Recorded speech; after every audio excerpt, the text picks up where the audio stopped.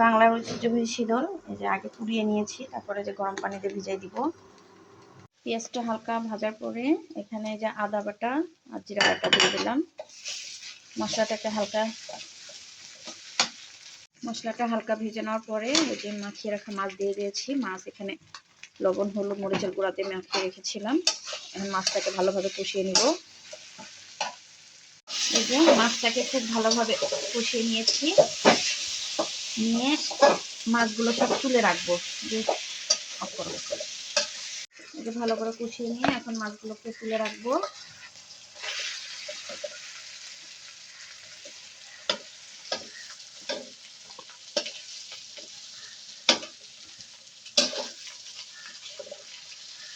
আমি মশলা একবারে বেশি করে দিয়ে দিয়েছি। এখন এই মশলার মধ্যে শীতলটাকে ভালোভাবে বেটে নিয়ে রাখছিলাম দিয়ে দিলাম।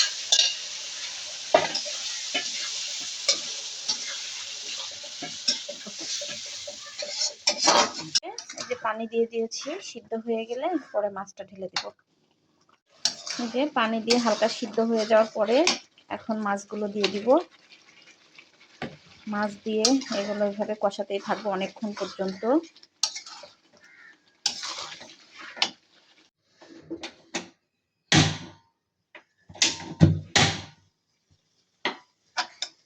এই যে শীতল রান্না আমার প্রায় হয়ে আসছে।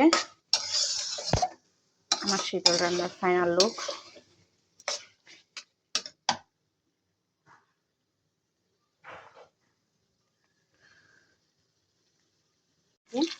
আমার শীতল রান্না প্রায় শেষ।